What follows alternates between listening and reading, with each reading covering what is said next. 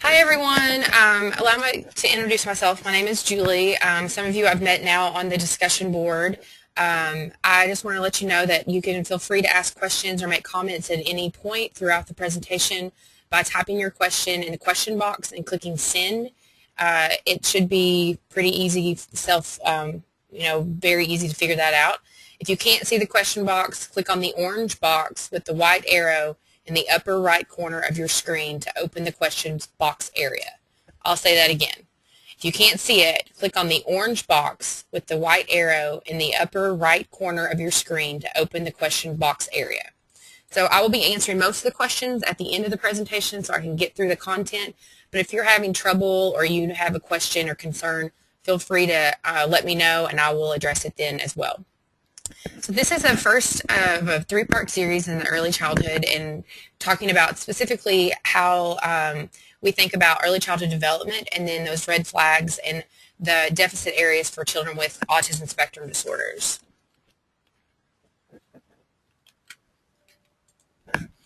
So today's agenda, I will introduce the diagnostic criteria for students and young children with autism spectrum disorders. I will review typical development, which I'm sure most of you, if you're in early childhood, are very, very familiar with. Then identification of those red flags, and then introduction to talking with families about your concerns for students you may see those red flags for children with autism.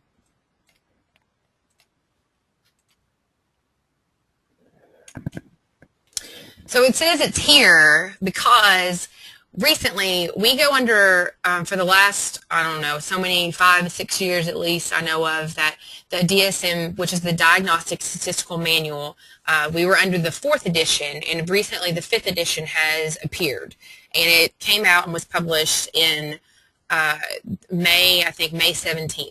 So it isn't in full effect of that. That's what is being followed for kids getting diagnosed immediately right now, but it soon will be the go-to document. So we're going to review a little bit. I've taken the information from Autism Speaks, which you may not be aware of, but is a prominent figure in an organization in the community of autism that was started by and still is very much run by parents and families. So they seek out the most important and most immediate information. So I've really focused on giving you kind of the big overall changes. So this is what the DSM for how a kid was diagnosed. It was under pervasive developmental disorders, including autistic disorder, which is just the label for a student with autism, Asperger's, PDD-NOS, which is pervasive developmental disorder, not otherwise specified, Rett's disorder, and the bottom two we don't usually see a lot of students and not focus on those students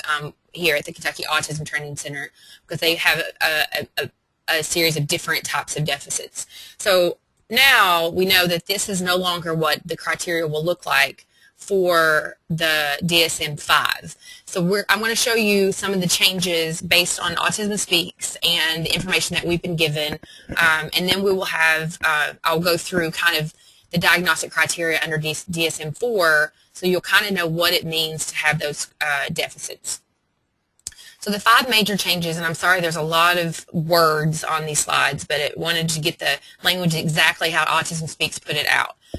The new classification system eliminates those different subcategories. So autism is just autism spectrum disorder in a broad term, and those other things are kind of folded underneath. And so instead of having it be that a student is diagnosed with Asperger's or with PDD-NOS or those other two, they're just under autism spectrum disorders instead of the pervasive developmental disorders. So that's one of the big changes, and a lot of conversation and debate has happened with students with Asperger's, and they're really nervous about services, but know that those children who would be diagnosed with Asperger's most likely will still fall under the autism spectrum disorder category. They just won't have the label or the title of having Asperger's. So under the DSM-4, there were 3 domains: social impairment, language and communication impairment, restricted, repetitive, or stereotype behaviors. In the DSM-5, they realized, and when we have done trainings in the past, I've always talked about how to have a language deficit, it almost imperatively you'll have a social communication, like they overlap each other. You can't have really great social skills if you have poor communication skills. So those two, excuse me, those two impairments are now in one category. And then the restricted interest or repetitive behaviors fall into a different category. Within the diagnosis requirements, which is not something that you really have to know about, but it's something that will play a role for students who are seeking a diagnosis, and those younger children who you're sending that you've done a screener for, or you have some red flags, and you say, this is something you may want to seek out as possible diagnoses. It used to be 6 out of 12 deficits in those 3 domain areas, and now it's 3 deficits in social communication and at least 2 symptoms in the restricted interest repetitive. So they're saying that it most likely would be more a kind of broader with more different types of deficits, so a different listing. I'm going to go through the DSM-4, and you'll see kind of in layman's terms some of the different areas of delay or deficit. So you can imagine they're just going to be a longer list. And then one of the new symptoms under that is that we know students with autism spectrum disorders have a real different experience with sensory input or output. For example, I had a student who really sought out heat to the point that he would sit, I was a preschooler, he would sit on the radiator at school, or at home if his mom was baking, he would try to sit on the oven door. And we know that that's not a pleasant experience, but for him, he would seek it out because it was pleasurable. And so that's a new thing added to the diagnosis requirement, is that there's a new symptom, and you don't have to have that symptom, but understanding that students who have that, it will reflect into their diagnoses. All right. And then the third change, symptoms can currently be present or reported in the past history. So most students clearly will have those symptoms happening now, but some students with autism may have had some sensory issues in early childhood, and now they're seeking a diagnosis and they're 5 or 6, and they don't have that specific sensory issue. They may have a different one, or they may have had a restricted interest in this area, but they haven't shown that deficit in a while. So that's kind of where that will play out. And then fourth, that has the number 3, the diagnoses, they will also be evaluated in terms, be described in terms of genetic causes, level of language, and intellectual disability, because these are not a core deficit of children with autism spectrum disorders, but they are things that we know a lot of the students are impacted by. And then finally, a lot of our students have shown that they have comorbid issues, medical conditions such as seizures, anxiety disorders, depression, and really GI problems. And that's a lot of the reason a lot of people go to using the diets, like the casein-free, gluten-free, casein-free diet, and really because a lot of students have a lot of gastrointestinal problems. So these will be reflected in the description of their diagnosis, but it's not that they have to have these to be diagnosed. So that's kind of reviewing the 5 major changes from Autism Speaks. Oh, and the last one is that there will be a subcategory. It may not impact students getting diagnosed, but if they don't meet the category for autism spectrum disorders, they may fall into the social communication disorders. So as I was saying, that's kind of the overview of the changes outlined by Autism Speaks. In future presentations, we will definitely be focusing specifically on the DSM-5, but I wanted to kind of introduce it and then go back into talking about just what autism is, because if you have a student who has autism now, that doesn't mean that under the DSM-5 they won't. There may be a very, very, very minuscule percentage of students who would not achieve a diagnosis if they were to go back and get diagnosed under the DSM-5. So that's kind of a tension in the autism community. But what I want to talk about is really the core of all the kids I know with autism. What are the core deficits, and how does that play out in every single child independently and as a group of people with that disorder? Does anyone have any questions? Okay, I'm going to move on then. We like to think of autism as, we know it's a skill limitation, so I'm not saying that again, this is the DSM kind of language, but knowing that even with the social communication being under one category, that still means that I have to have social deficits, and communication deficits.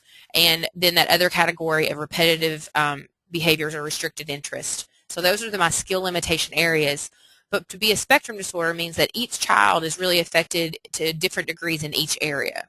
I don't like to think of students as bar graphs, but if you can think of and visualize a bar graph, you could see that one student would have high levels of delay in each area, skill limitations, and then another student may have a mild delay in communication but pretty significant social interaction delays, as well as he may have a lot of repetitive behaviors, or she may have a lot of repetitive behaviors. So that's why it's called a spectrum, in that every child has these deficits, but on a scale of very severe to very mild, and that will impact their daily living, their communication, just their entire life will be impacted, but in a different way. So just because I may not have really, really low social and communication skills, I may have extreme repetitive rigidity, and so on and so forth. So we're going to talk about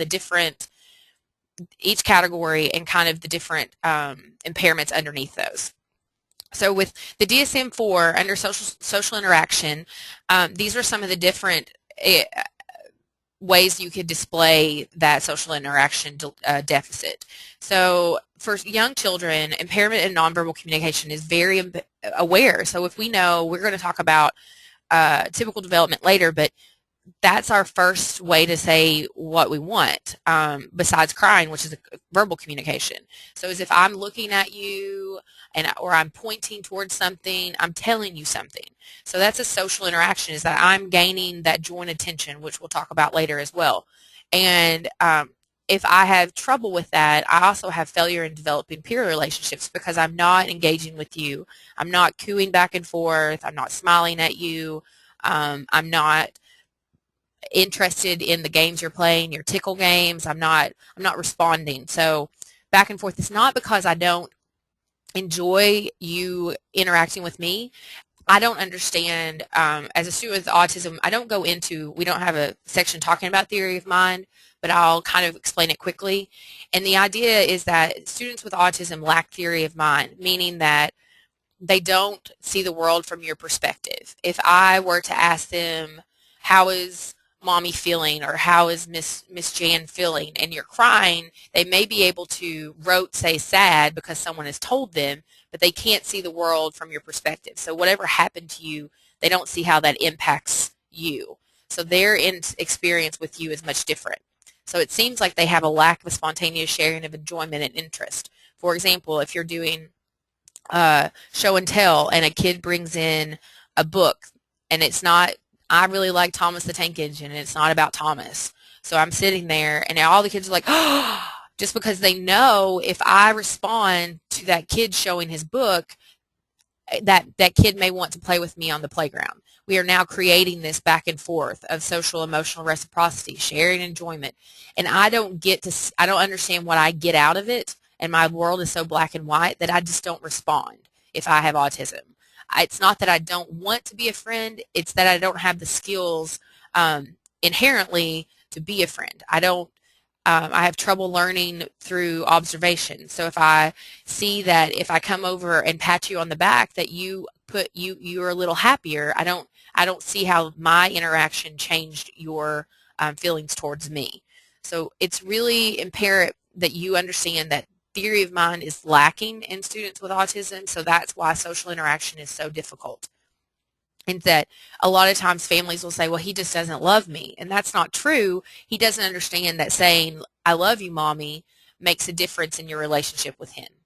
And so that back and forth and understanding how we're building a relationship is really imperative for us to teach a child.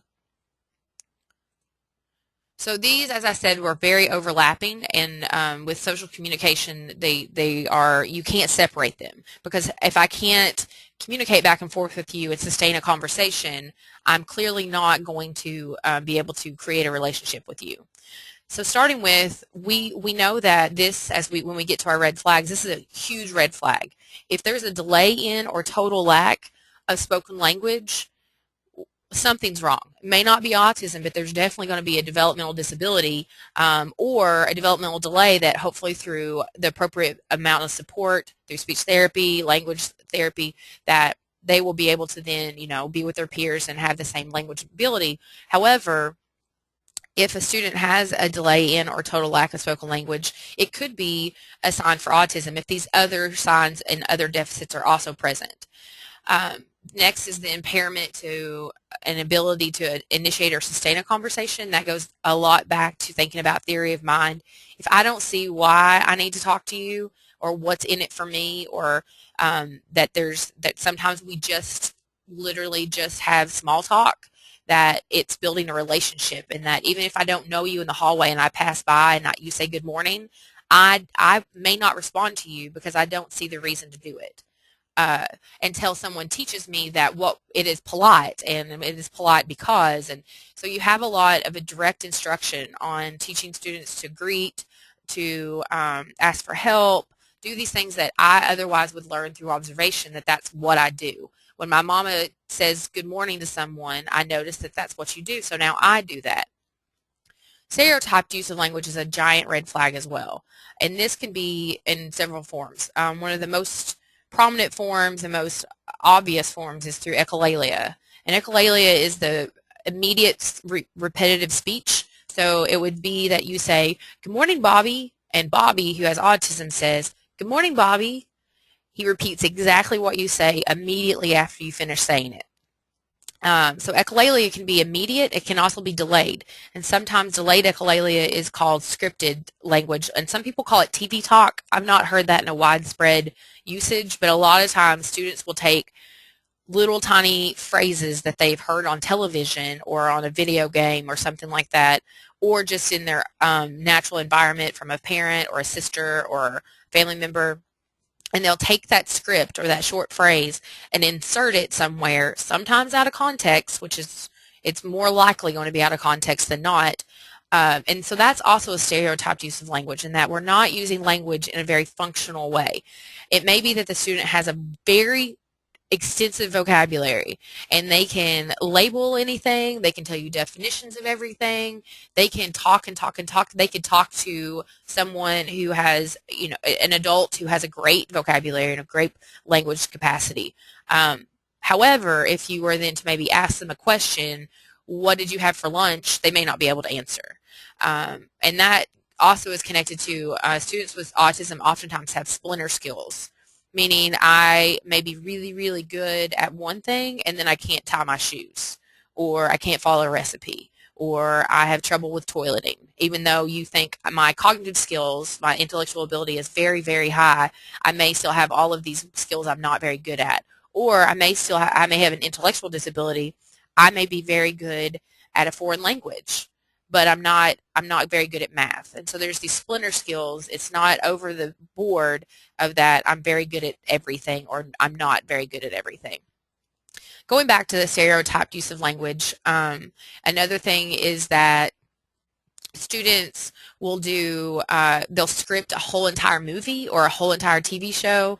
I worked with a student who when he sees, I love UK sports, and so I had on like a UK button, and he said, oh, next, presenting, and he goes through the whole IMG Sports Network intro into the UK games, or he'll sing the whole fight song. So he has language, but it's not used in a functional way. And it's this same student uses scripts appropriately, and he will say things like, see you Monday, or see you later when I'm leaving, but it's in context, but I am not actually leaving then, or he doesn't get all the little tiny details of how our language works, which our language is very complex, so I can understand that it's difficult for him. Other things is the lack of make-believe play seems weird to me with communication, but that's the idea that if I can take, it's beyond parallel play, and so what it could be is that if I have a pencil, and now the pencil is a baton to lead the band, or the pencil is a phone to call the mom, or the pencil is an iron to iron the clothes with, and so I'm able to transform myself into a character. I'm playing the dad, or I'm playing the dog, or and then I'm using items for their non-purpose, and that's coming from my own ability to be able to understand the purpose or function of a material, but also use it for something else in make-believe play. And our students, even if they have high intellectual disability, high intellectual capacity, oftentimes get stuck in either exploratory play, where they're pouring things or hitting things together to hear the sounds, and then, or they don't engage into reciprocal play, where I'm inviting a friend to play with me. So they kind of get stuck in certain levels of play. This one is the one that if you see a kid at your local grocery store who's spinning in a circle or flapping their arms, you think, oh, that poor baby has autism, which could be true, but it also could be that they only fit in this category, that they don't have a social and communication delay. So we really have to think about across the board, making sure that they have all these areas of concern or they don't have autism. So to review this area, one thing that comes out is that really high interest level, and a lot of people will be like, oh, they're obsessed with, which is because of the language in the DSM says obsessed. However, it really is that they have a strong interest area, and I don't know why, but so many young children with autism love Thomas and love trains, love train tracks, just could not get enough of it. But that does not mean if I love Thomas that I have autism. That means that if I love Thomas, or if I love grocery stores, or if I love the color blue, or street signs, or whatever it could be. I had a little guy who he was really into smelling people and smelling things. And so that was his obsessive interest. He was really, really into smells. And so he would smell everything. I had another student who he would do, he wanted to touch things, but he would lick his hand and then touch everything. And I don't know if it was a sensory plus an interest area, but those students really get focused, and they want to only talk about their interests if they have language skills, or they only want to play with those interest areas, toys. That's a real red flag, is that if you can't distract without a giant, temper tantrum away from that interest, that means the student doesn't have flexibility. So the next one leads right in, is that rigidity to routines. That means that I had a student in preschool who he could tell time. He could tell time digitally. He could tell time on an analog clock. He could tell time. And we went to lunch, I think it was like 11:15. And if you went to lunch at 11:16 or 11:10 or any time that wasn't 11:15, you either had to prime him that it was going to be different, or hope that you could catch him before he has a giant temper tantrum or upset. Because the reason students have these behaviors is because they're unable, their communication is delayed, and they have the inability to be able to say, I'm upset, why are we going to lunch at 11:15? Why? What's the problem? Instead, he throws things to get my attention, to tell me he's upset, to communicate something. So the rigidity to routines is very, very intense. A mother told me a story once at a training that her son figured out how to get out of his child care seat in the car, and on the way home there was a detour. She didn't know about the detour, but she was not able to prime him of the detour because she didn't know about it. And he began to try to choke her, to try to get her to stop driving because they weren't going the right way. So it really is a serious thing, and something that you should be able to pick up on. One thing that's really interesting for you First Steps people is that families clearly are oftentimes in denial, but this is something they enable more than they realize. So it's that if I eat my meat before my vegetables, and I sit at a certain seat, and I wear certain pajamas on Mondays, and so they have these routines that they build in, which is really good, as we know, for young children to feel structure and feel safe in their environment. But then if that student can't move away from that routine and deal with the change, that's a big issue and a giant red flag. So now the stereotype motor movements, and this can be, if you think about it, most people always go to hand flapping, which is a rapid movement of your hands back and forth like you're waving or waving yourself, waving air in your face. And then other kids oftentimes will spin. A lot of kids spin, but this can be in any type of, if you think about your sensory systems, so some students a lot of times will use look through their peripheral vision at things. They'll hold up a pencil or they'll shake something, or they'll shake like a ribbon, and they'll look through the peripheral vision at that. Some students will look at their hands really closely to their face. Again, back to with my student who like to lick things and smell things.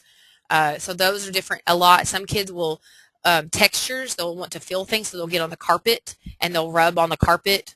Or they'll find I had a student who I wore a skirt that had, I never wore it again because I was like, I just can't deal with that. And I was unaware at that time how to break those type of repetitive behaviors. But I had a skirt that had sequins, little sequins on it, and he would come and touch them, then he'd look at them really closely, and then he'd pull them away. He had his kind of a pattern of behaviors, but that was his stereotyped motor movements. And what it means to be stereotyped is that it's just not typical. Those are not the ways we look and do things. And so students with these behaviors don't realize they're doing it sometimes. It's just a behavior that's automatically reinforcing. It feels good to them. It makes them calm. It does something for them.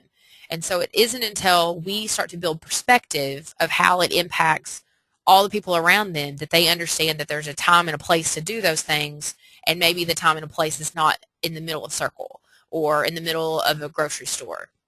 But that I have some students that I know that at this point they can ask for a stim break, because sometimes this is called stimming. And I wouldn't want to call it a stim break or tell the kid he's stimming. But this student is able to, and he's only in second grade, he's able to say, I need a stim break, please.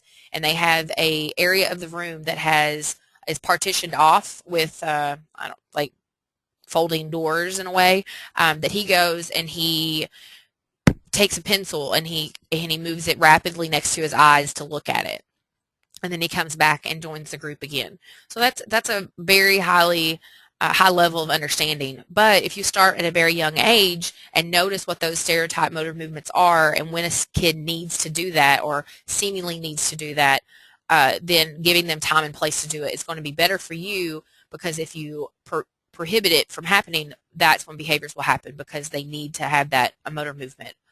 Then finally, this one's kind of tricky in that, but it really plays out with students. And we'll see in the videos you saw, there was a kid who liked to spin the wheels of things, and that's a motor movement as well as preoccupation with parts. He may be only looking at the wheels. He doesn't see the whole truck that he's playing with. He only sees the wheels. Otherwise, if a student perhaps is looking at an activity, or if they're playing with Play-Doh and you give them the Play-Doh and the cup and all these, they only touch the Play-Doh jar. They're really preoccupied with parts of objects instead of the whole thing. And so if you're putting something on a whiteboard and you want them to follow along with you, they may get stuck at the first thing you draw or the first thing you write, and they are looking at that the whole time. So when you ask them a question and you think it's something they know, they may have no clue what you're talking about because they were so preoccupied with that one part of the object. So that kind of reviews some of the different deficits in the area, of the three areas. Before we go into child development, which I'm going to kind of breeze through in a way to give time for questions, and this is stuff that you all, I'm sure, know.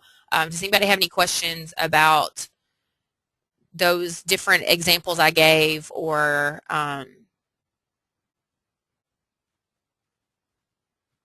all right, feel free as I continue to talk. If something comes up, just let me know, and I will.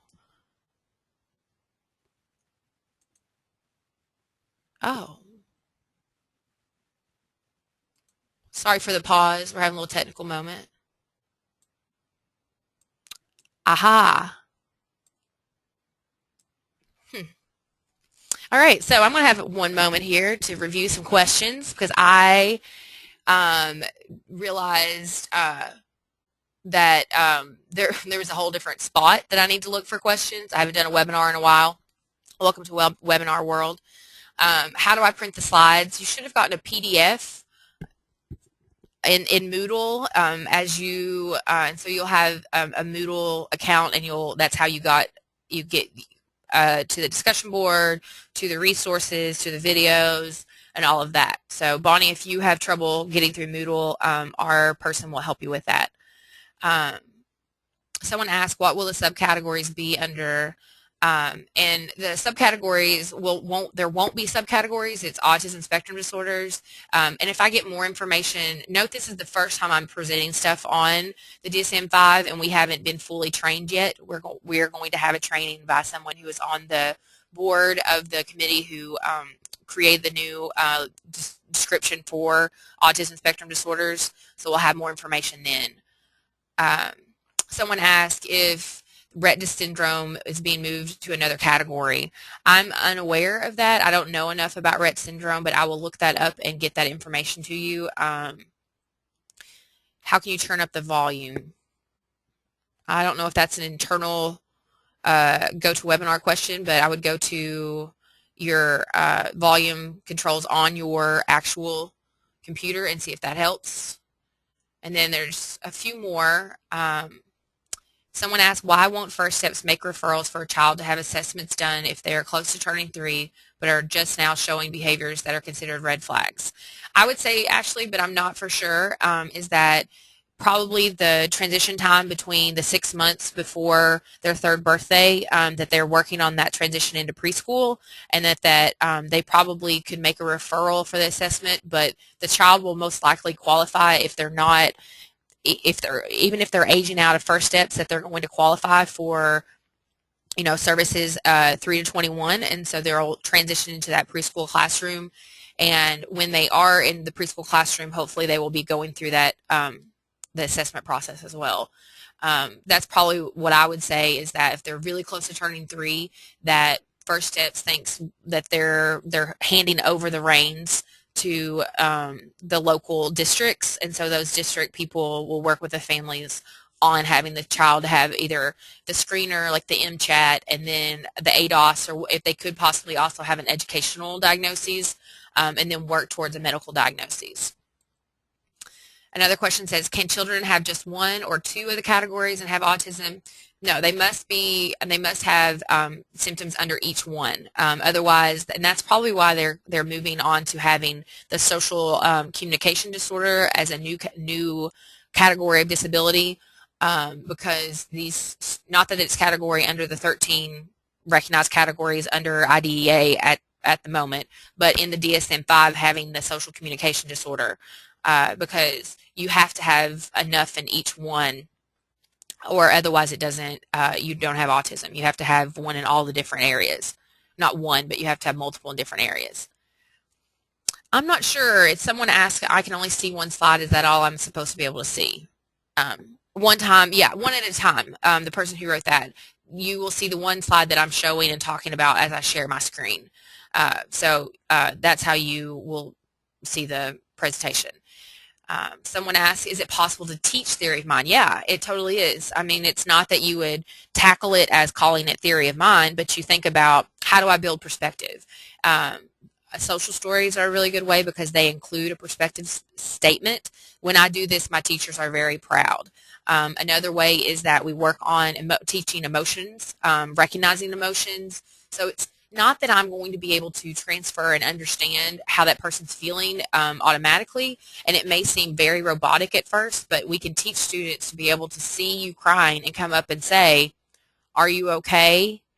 They may not really care if you're okay, but slowly, because we have taught them through a script to ask if you're okay, that you can start to be able to you will be able to build perspective for them, and also a relationship between that student and the person that they're asking if they're okay.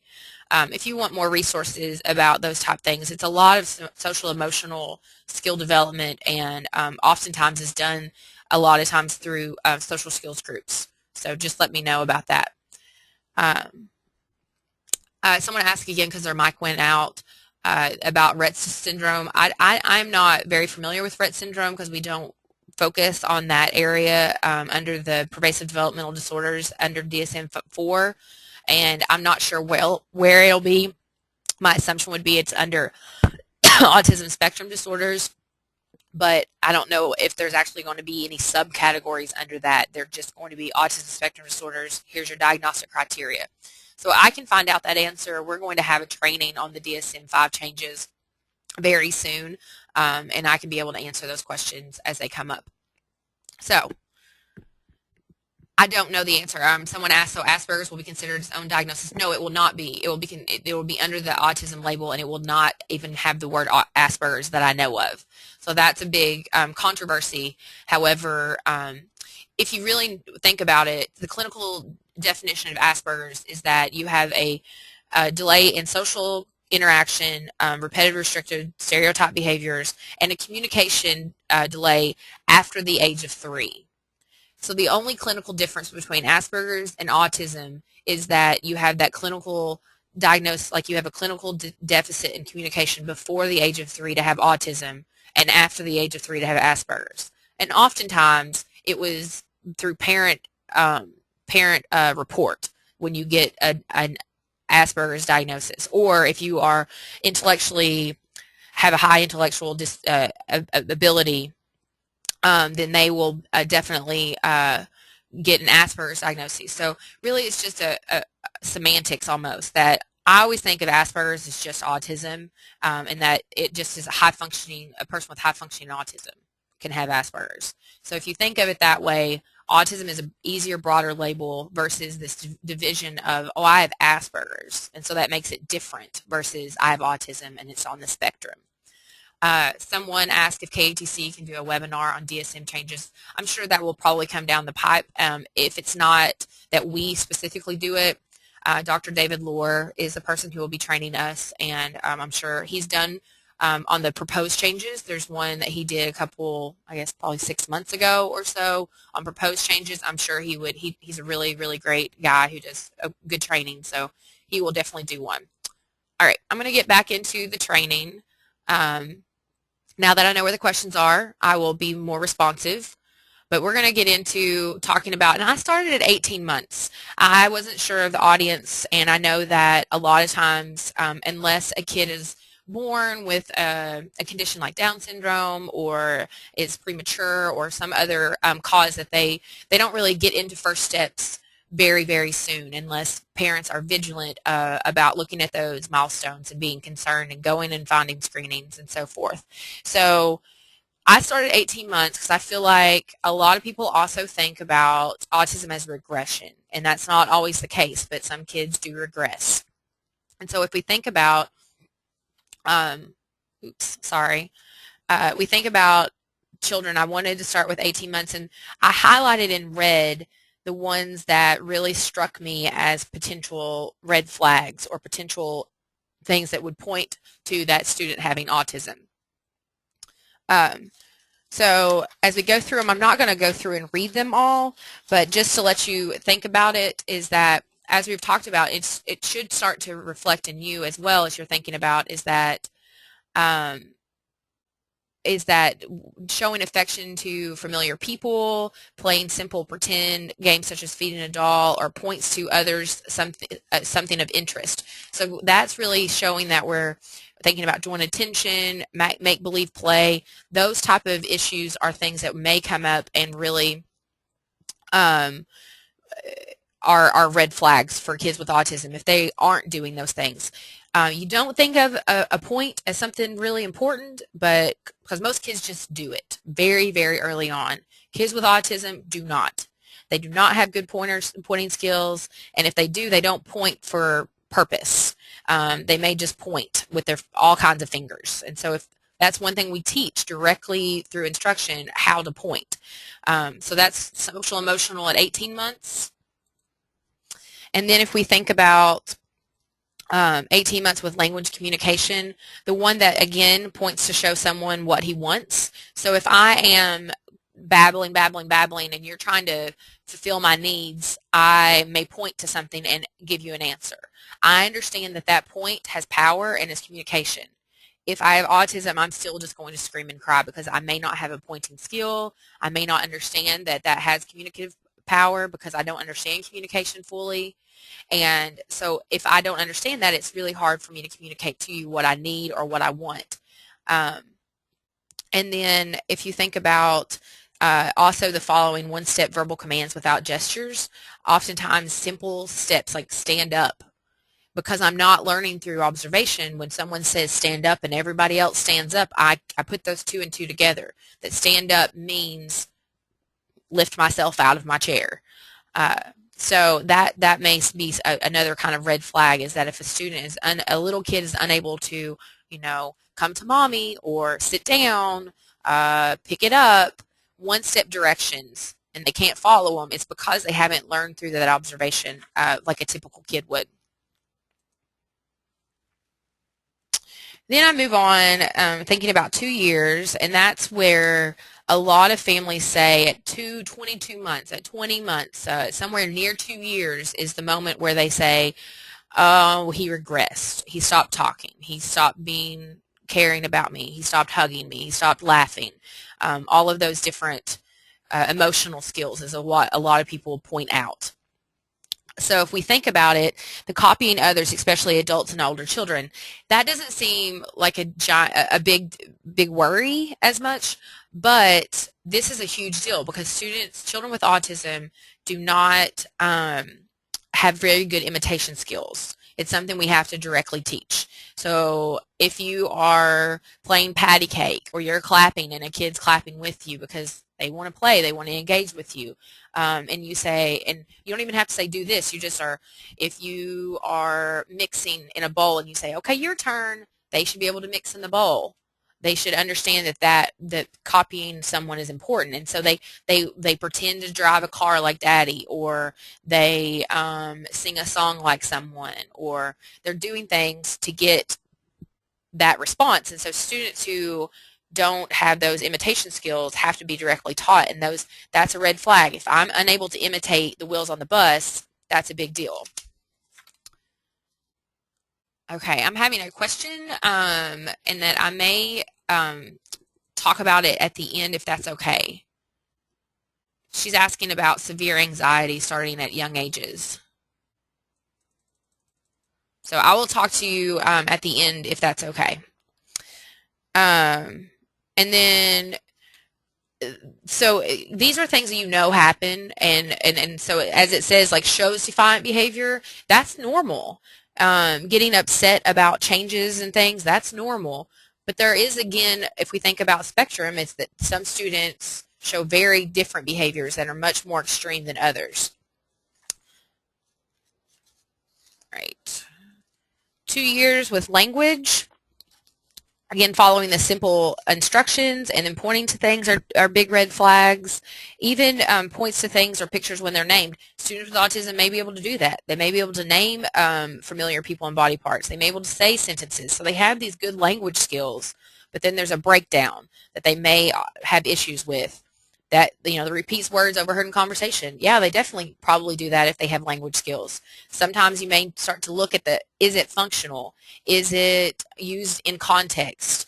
I have a young cousin who is now 2.5, and he clearly has the same intonation and sounds exactly like his father when he says certain things, because that's who he's heard it and that's where he's repeating it. But he repeats it in context. If he had autism, he may repeat it, but he may repeat it if I said, do you want milk? And he may say, turn it on. And so he would be saying it out of context. 3 years, and this is where I feel like the rubber hits the road for kids with autism, in that when there's a lot of stuff that once you start to get to that preschool age that other kids are doing and that you are not. Like taking turns in games. If I don't understand theory of mind and all of that, I don't see why it's important for me to give you a turn with my favorite game. I don't understand that. So I'm not going to do it. So then it seems that I'm having behaviors because of it. Showing affection for friends without prompting or familiar people without prompting. Again, I don't understand building relationships, so that's very difficult for me. Shows a wide range of emotion. A lot of times people will say, well, he's emotionless. That's not true. His range of emotions may be different, and he may have very extreme certain emotions and very mild other emotions. But then all typical kids, even at 3, get upset with major changes to routine. Students with autism may get upset with minor changes to routine. So that's important to know. And then 3 years, when you think about language, one thing is talking well enough. A lot of students, going back to the stereotyped use of language, a lot of students they'll sound very robotic. Their prosody, the up and down flow of how someone talks sounds like this, and this is how I speak, and I do not speak any way differently. To a point, we've had interns, adults with autism, who definitely have issues with prosody. And so that's something, is that they may still talk too fast or too slow, and not everyone can understand them. So that's an issue. Carrying on conversations, again, we know that sustaining and initiating conversations is one of the deficit areas, not areas, but one of the deficits under communication. Plays make-believe. So these are clearly both red flags and also under the diagnostic criteria. So students who have these challenges at age 3 could be definite candidates for seeking a diagnosis. 4 years, when a student reaches 4 years, one of the big things is that they would really rather play with themselves than other children if they have autism. Cooperating is very tricky. So if you think about, these are the typical behaviors of a kid, a 4-year-old kid, and a lot of the things will be typical with a kid with autism as well as a kid without. So it's hard, because you're like, but he can do this, he can do this. What you really have to think about is, are those red flags apparent? Does he always, when he has an option, does he always choose the computers because it's a one-on-one, like he's one by himself, or silent reading, or a painting without a buddy? Or if it's buddy day, does he not want to be with a buddy? Does he not reach out and show enthusiasm? And it's not all students who will do that. Some students may have had support and structure to where they know being a friend is important, and so they're trying to do that, but they really don't. They would rather play with themselves if given the option. And then enjoys doing new things. Oftentimes students with autism, new things are scary. They don't understand what's going to happen. Maybe there's not enough visual supports to tell them what's going to happen. So that would be very tricky for them as well. I didn't highlight anything on this because these are language skills that if a student has language ability at age 4, they may do all of these things. However, they may struggle with some of them, and their stories may not. It says tell stories. It doesn't say tell stories that make sense, tell stories that have a beginning, middle, and end. It just says tell stories. So in general, the CDC doesn't expand, but you would be able to know, is this a typical thing that a 4-year-old does, or is this kind of strange? And so when you have that feeling of this is kind of strange, you start thinking, what else is maybe strange? What else is typical with that kid? So you really want to investigate before pulling the trigger on that there may be an issue. If I'm thinking autism, does he have all the different deficit areas? Or is it just that his communication is a little weird and we need to talk to the SLP? All right, so now I'm going to go through, and I pulled the red flags from the CDC as well as Autism Speaks, because I wanted you to see kind of, they're very similar, but they do have a little bit of difference. So if I am constantly saying your name and you are 1-year-old and you're not responding, that's a big red flag. And the problem is parents are like, oh, he just is obstinate, or he's shy. And also pediatricians, I don't know if anybody here is a pediatrician on the webinar, but they are pretty terrible at not giving parents accurate information on what are the red flags. So this is something that if you are working with families, you would want to give them the resources. And I have a link to all kinds of great resources through the CDC and the Learn the Signs Act Early Kentucky as well. So you would want to be able to share with them that this is why I'm concerned, and we'll talk about talking with families. If they're not pointing to objects to show interest, because that's one way, is that if I'm getting out of my crying to get your attention and tell you something, I'm now pointing at everything or grunting or making noises. And I'll do that as long as you allow me to, and I'll never speak. But in general, that's the next step, is that I'm able to point to something to say, that's cool, look at it, Mama, I want you to look at that.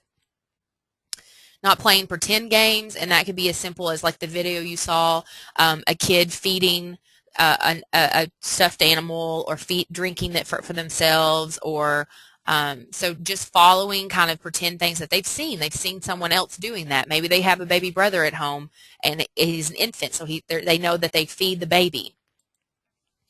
And this one is tricky because eye contact is not it's not in the diagnostic criteria. It's not something, but a lot of individuals with autism say that they don't, it's not comfortable for them, and it's back to the parts of the object in the whole that they may focus on one thing. So making eye contact is tricky, and wants to be alone. So those are what we would say red flags, but that it's not like, oh man, he never looks at me, he must have autism. Don't jump the gun on that. Someone asked, is it a red flag if the child is always asking what the smell is and you're not sure what they're smelling? It could be, because it could fall into that repetitive, restricted stereotype behaviors, and that they are very interested in smell, and they are very stuck in that repetitive experience of asking about it. It's not a developmental red flag, but it could be, because it could be a restricted interest. More of the CDC have trouble understanding other people's feelings or talking about their own feelings, and that has to do with theory of mind. Of course, having delayed speech and language skills, or the lack of language, which comes up later. Repeated words or phrases over and over. So we talked about echolalia, and that's exactly what that is. If I just say, I have a little guy who he would just say, go now, we go now, go now, and he would probably say it for the 2 hours I did therapy with him if we weren't aware of that repeated interest. Give unrelated answers to questions. So really, if you just see it as atypical communication, where you have that little weird feeling in your belly where you go, huh? What did he say? That didn't make any sense. Then that may be a real communication issue. And so his language may sound great, but he has communication issues.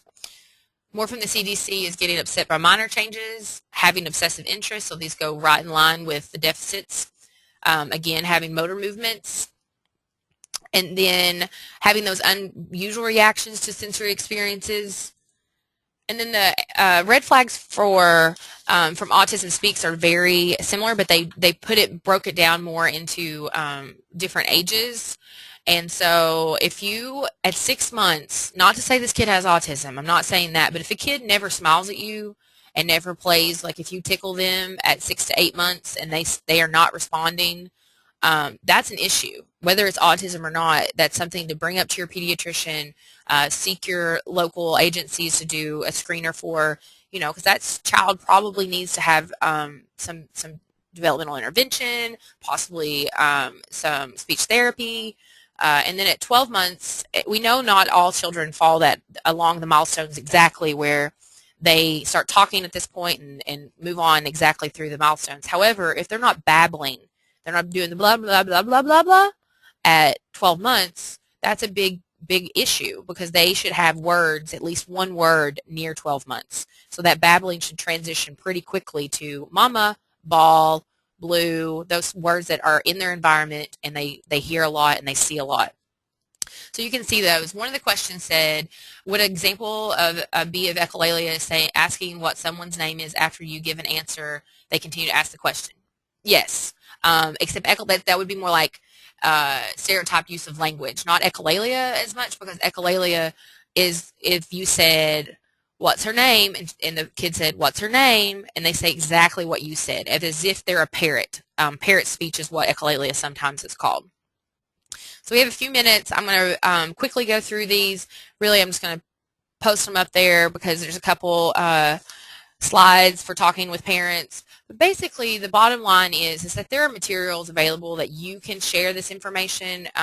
There's a little quiz. It's silly, but there's a little quiz on the CDC's website where if you know a child, you can answer those questions. It'll tell you that, yes, this child is at risk, or no, this child is clearly developing typically. So you really need to think about it is that if you're going to talk to parents and you know this about a child having a disability or a possible diagnosed condition or a developmental disability, you really want to highlight that child's strengths, what he does well, and then take specific behaviors. For example, saying every time I say someone's name, they do this. Do they do that at home? Because that's it's not a typical behavior, and I just wanted to know how that's working. If that's something that he does at home as well. Or every time we change the schedule and he really seems to get upset. Is that something that happens at home as well? So you can start to target those specific behaviors and really be able to target it and say, at this age, this is typical. At this age, this is not. And then really trying to make it a conversation. So then the parent is involved, giving the parent something to take home and listen to, watch, look at, do all of that before they have really come to you for, I actually am concerned. After the information you gave me, I'm concerned about this. So you don't want to ever be that person who says, I think your kid has autism and here's why. Or I think your kid may have a delay and this is why. You really want to engage them in conversation, ask them if they've had any concerns. Here's what the child's doing well. Here are the things that you're really concerned about based on developmental scope and sequence. These are the things you're working on in school, but at this point, this is something that child should be doing because. And so if they're not, that's a conversation you can have. And I know this is old hat to you all, but I just want you to not think that this training or any other training gives you the right or the privilege to be able to say to a family, I really think you should look into, I think your kid may have autism, because that's one, hard pill to swallow, and two, there are a lot of screening tools and diagnostic assessments that can be done within the school setting prior to having a student go for a medical diagnosis. Someone asked, can you give the parent assessments or checklists to do at home and document if or not the child does it? Yeah, I think for sure, like all assessments, the different screener tools have parent checklists or parent input. So if you're interested, I don't have copies of the MChat, but I can show you where to get it, and also I can give you the correct questions to ask your school district on what screening tools and what diagnostic instruments they use. And then also, if you are interested in knowing about the different regional centers for getting a medical diagnosis, I can give you that information. And know that we've been told that Weisskopf, I know they have a giant waiting list, but we've been told that students under the age of 3 can get in quickly. There's a quick turnover. So for people who are working in First Steps and they have gotten to a point where they're concerned and they have issued that concern and discussed it with the families, and the families have come to an understanding that they would be interested in seeking out more information, that would be a next step. Because it is hard. We know that having a student diagnosed is like going through some sort of grief period, and you go through all those patterns of grief. So knowing that using the word autism is scary. So, all right, so we have come to the end. I have some resources, links, and things. They're mostly just for the Act Early campaign, as well as the First Steps and First Signs. This is my contact information, so if you have specific questions, I know that the person that was asking about anxiety, if you could email me or call me, I can chat with you. I think that's more of a specific question about your family, so that would be probably a better venue for us to discuss that. Otherwise, we have a couple minutes, and I will stay and answer questions for anyone that wants. And also, if you have any questions about the supplemental video, I know I put a kind of spliced together a lot of different videos because I think video is so important, and it doesn't work with our webinar source right now. It just is scattered and mess. So if you have any questions about the video, or if you just have any comments about the videos, I'm here to answer your questions. Also, I'm going to remind you that there is a discussion board post for those that are seeking CEU'S. You can find that on our Moodle website, and all you have to do is there's actually a video you're going to watch, and then you're going to respond to the video. There's a question with the discussion board, and I'll get on and go back and forth in conversation with you as you post in the discussion. The concept is that you would post, and then you would post to another person's post as well.